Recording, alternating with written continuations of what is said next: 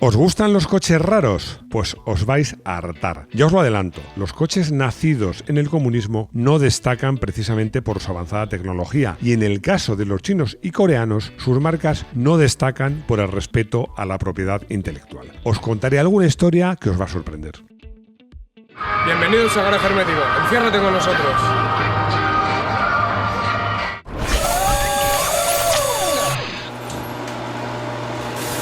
Desde el punto de vista automovilístico, que es el único que nos interesa en este canal, meter en el mismo saco a todos los países comunistas es muy injusto. ¿El motivo? Hombre, porque no tiene nada que ver unos con otros. Por ejemplo, los coches checos, digo checos porque ahora el país se ha dividido. Antes era Checoslovaquia, ahora está la República Checa y Eslovaquia. Pero los coches checos, que es donde estaban sobre todo las industrias automovilísticas, eran técnicamente muy avanzados en su tiempo. En cambio, en la Unión Soviética, ya extinta, lo que ahora es Rusia, en la Alemania del Este y, por ejemplo, también en Rumanía, eran coches muy atrasados. ¿Y qué pasaba en China y en otros países como Vietnam del Norte, países comunistas también? Bueno, pues que sus coches eran copias realizadas sin vergüenza ninguna, aunque esta situación ahora está cambiando poco a poco en China. Y luego nos queda Cuba, los coches cubanos. Los coches cubanos, directamente, es que no hay coches cubanos. Vamos a hablar de la situación en cada uno de estos países y de algunos coches de cada uno de estos países. He hecho dos excepciones. Rumanía, porque los coches que empezaron a valer la pena en Rumanía se fabricaban bajo licencia de Renault. Por ejemplo, había un Dacia que era una copia exacta. Bueno, no es que era copia, en este caso es que era con la autorización. Bueno, la autorización no, pagando dinero a Renault. Y luego Alemania del Este, porque del Trabant-Tram y de sus puertas de cartón ya hemos hablado tantas veces que no quiero aburriros. Pero antes de eso quiero hacer una advertencia importante sobre este vídeo.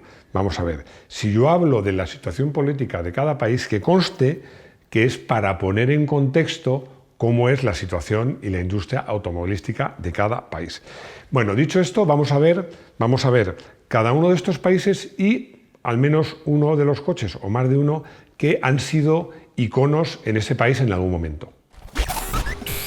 Corea del Norte, no hay coches. No os he dicho que íbamos a ir por orden alfabético, por eso empezamos por Corea del Norte, que tiene a gala, además, y bueno, pues se dice siempre que es el país más hermético que hay en el planeta.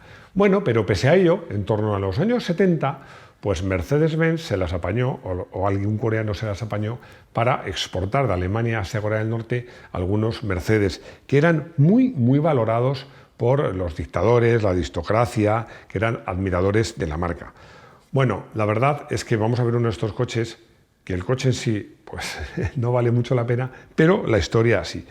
Pero antes de empezar con esta historia y con este modelo, os quiero dar algunos datos para que veáis cómo es la situación en Corea, porque como decíamos en el titular, es que en Corea no hay coches.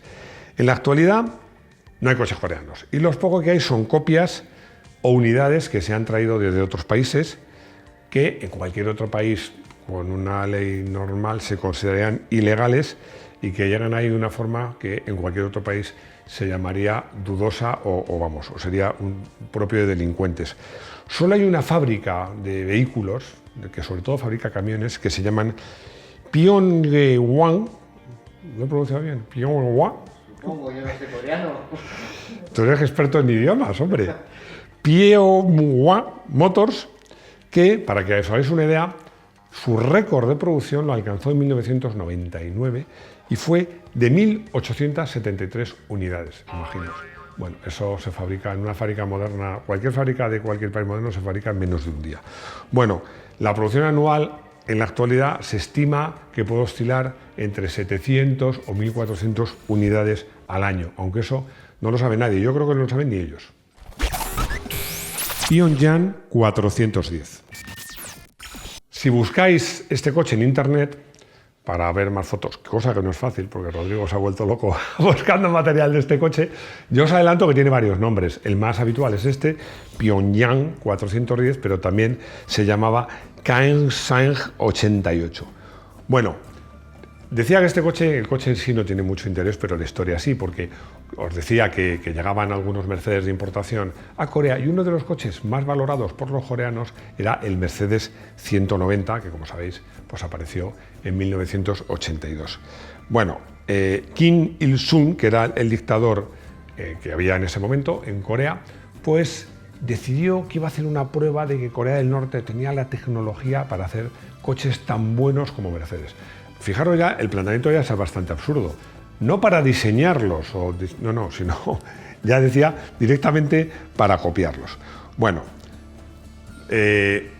decidieron, compraron varias unidades de 190 y las desmontaron completamente para fusilarlas. Pero ni por esas fueron capaces de hacer un 190, porque hacer un Mercedes no es fácil. En 1988 lanzaron este coche al mercado, que al mercado es porque era un coche para consumo de las autoridades coreanas, y la verdad es que pues, el coche dejaba mucho que desear. Bueno, la idea era fabricarlo en serie en una fábrica que se llama Sungri Motors, que llevaba funcionando, haciendo camiones sobre todo, desde 1950 en una localidad que está al norte de Corea del Norte que se llama Tokon, en la que en ese momento se construían camiones también de dudosa calidad. ¿Y cuál fue el resultado? El resultado fue absolutamente lamentable. Lamentable es lamentable. Vamos a ver. Aquí en el guión pongo muy lamentable. No sé qué he dicho, pero es que vais a sacar las conclusiones vosotros. Vamos a ver. Se hicieron unas cuantas copias. El motor fueron incapaces de copiarlo y metieron un motor ruso que era muy anticuado. Los elevalunas tampoco supieron poner elevalunas y los cristales eran fijos. No tenía ningún tipo de climatización, ni una triste calefacción, ni un ventilador, ni mucho menos aire acondicionado.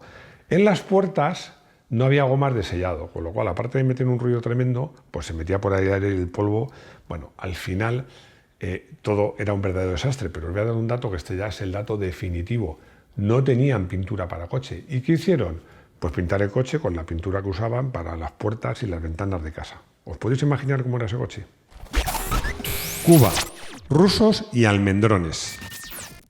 En Cuba ni ha habido, ni hay, ni creo que haya en un futuro inmediato fábricas de coches, fábricas importantes de coches en serie. En la época precastrista, en la época en que mandaba allí Fulgencio Batista, pues la isla vivía una luna de miel con Estados Unidos.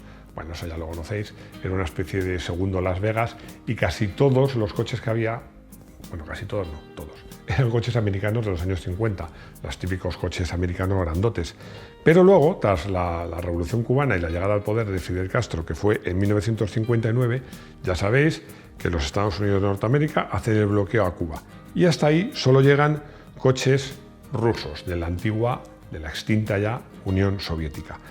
Bueno, todos eran coches rusos, anticuados, pequeñitos, nada que ver sin equipamiento comparado con los coches americanos que había. Pero es que además pasó otra cosa, que llegó la perestroika. A lo mejor los más jovencitos no sabéis qué es la perestroika.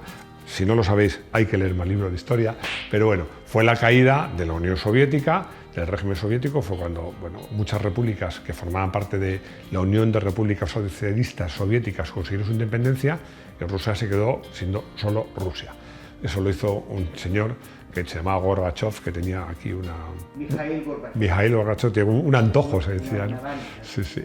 Bueno, pues al final en ese momento los rusos no tenían un duro y dijeron a los cubanos que les estaban manteniendo con dinero, con petróleo, con coches, que se había acabado. ¿Y cómo quedó la cosa? Bueno, pues quedó la cosa como está ahora.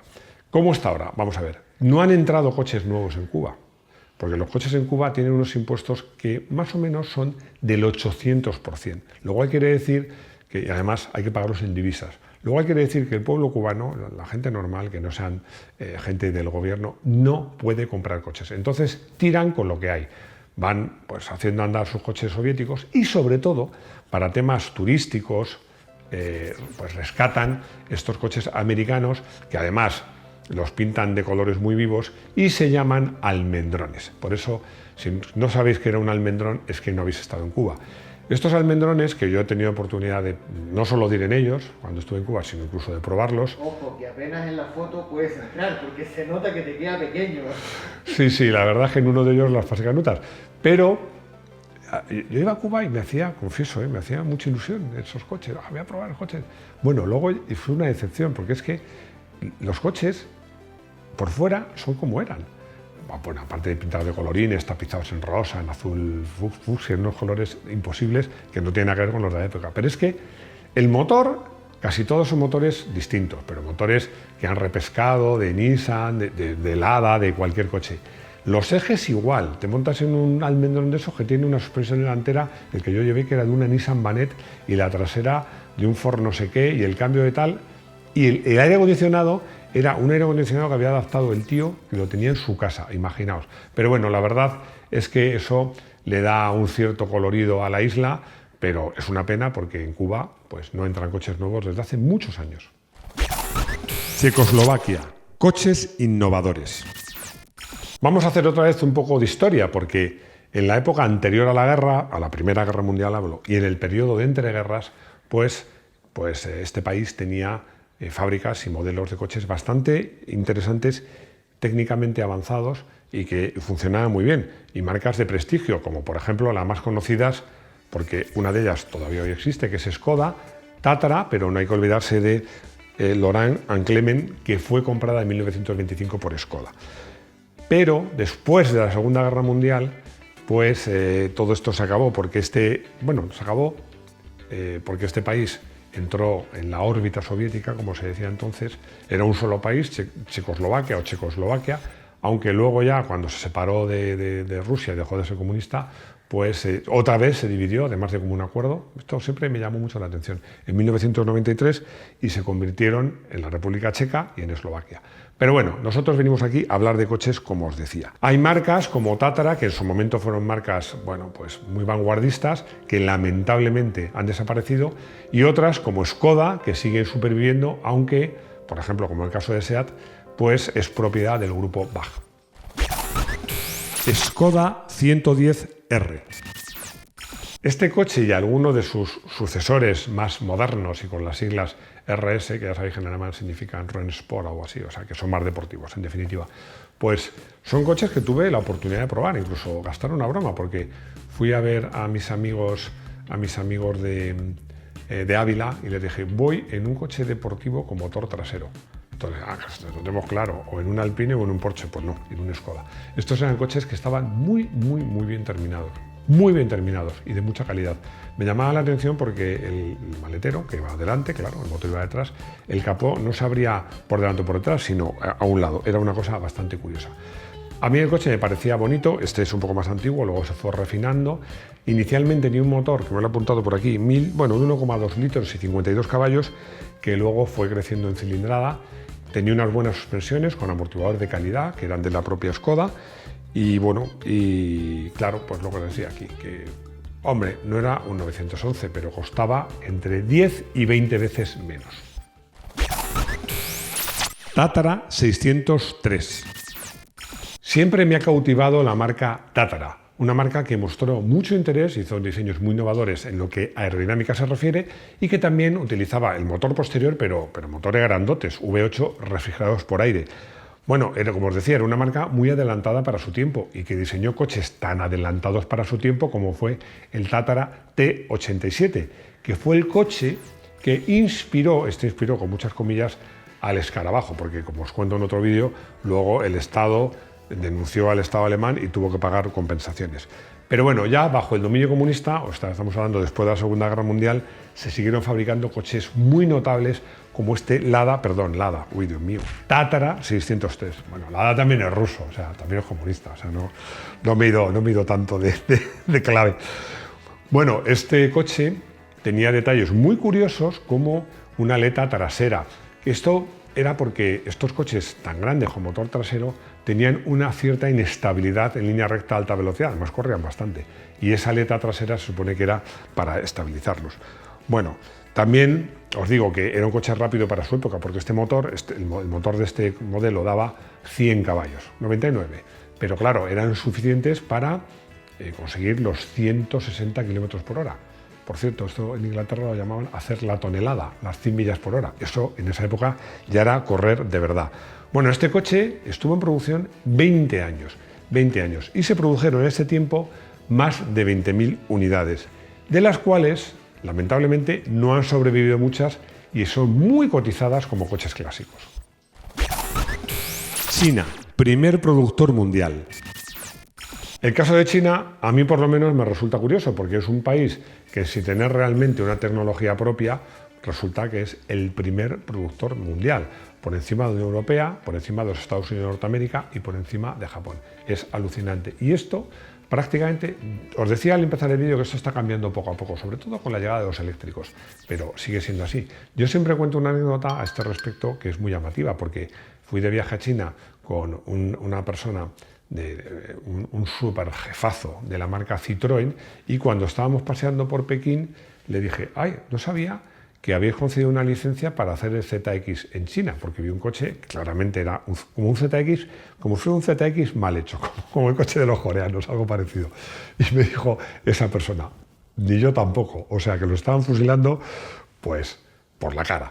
Bueno, esto se suplió cuando China y la Unión Soviética eran muy amigos, pero luego regañaron, ahora otra vez parece que se llevan bien, pero bueno, la verdad es que copiar a los rusos tampoco tenía mucho futuro.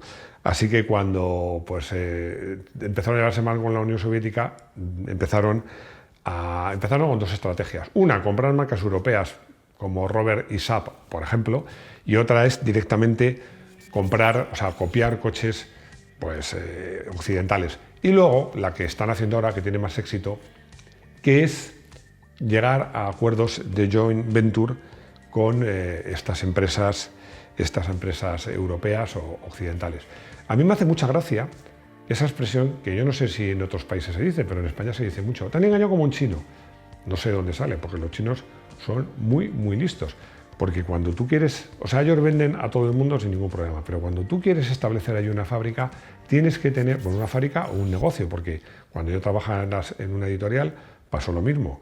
Mi empresa quiso tener revistas de coches en China y tuvo que tener como socio al gobierno chino. Bueno, pues pasa igual con las marcas de coches. Bueno, en este momento hay 6 grupos muy importantes fabricantes de coches en China. El más importante es FAW, es el más antiguo, que nació en 1953.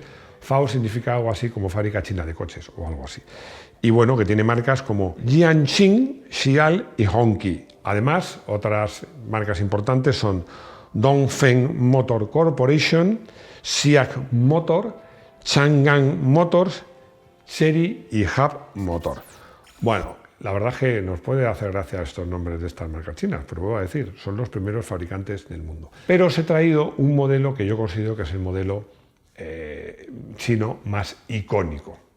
Es el que vamos a hablar ahora. Hongqi CA770. El nombre de este coche en chino significa bandera roja, yo creo que no requiere ninguna explicación. Y era un coche fabricado ex profeso para los grandes mandatarios chinos, porque los chinos normales y corrientes iban a pie, ¿no? Y no tenían opciones, ahora ya la empiezan a tener de comprar un coche.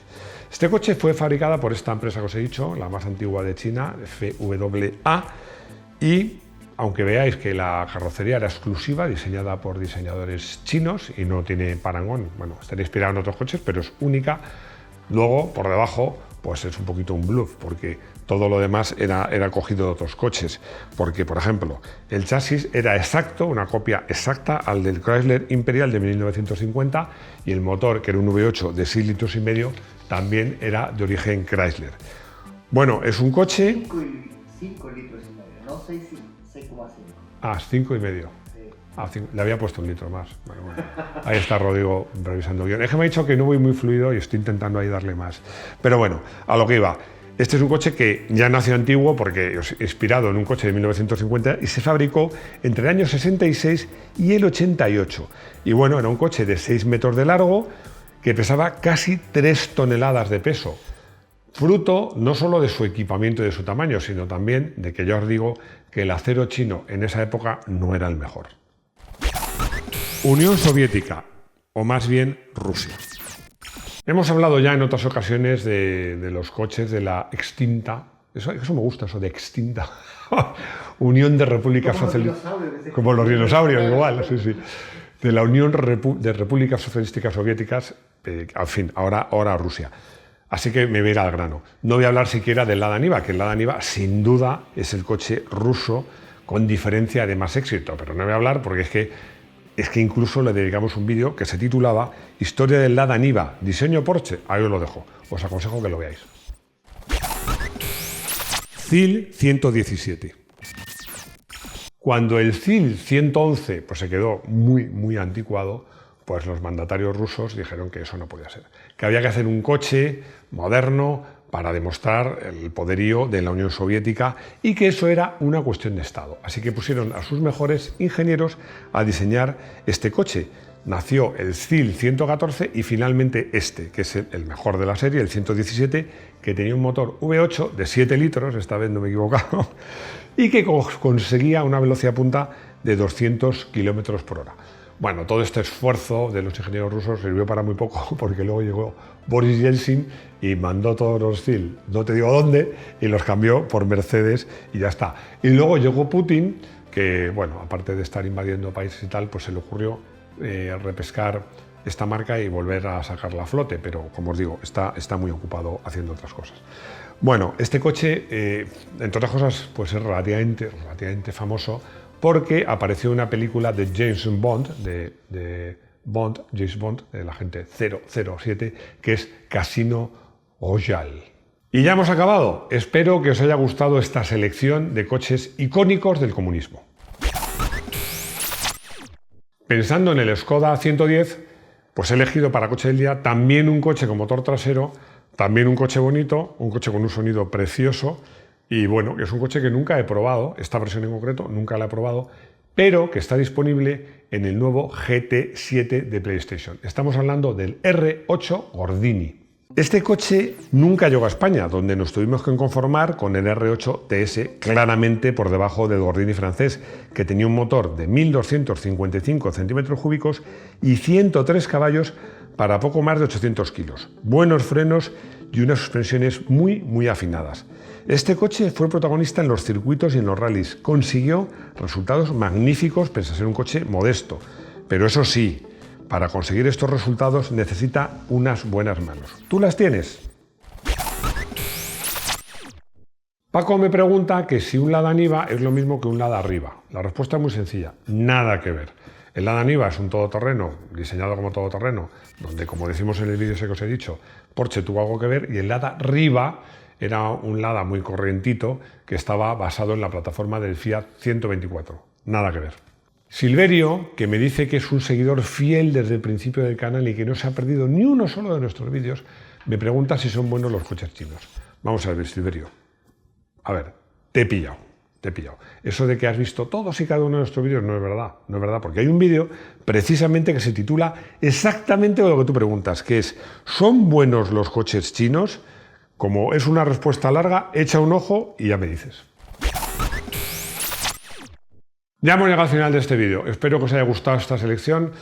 Ha sido un vídeo un poco complicado, con muchos datos, nos ha costado encontrar información, nos ha costado encontrar imágenes, pero bueno, yo creo que ha valido la pena y espero vuestros comentarios. Si no estáis suscritos, que os suscribáis.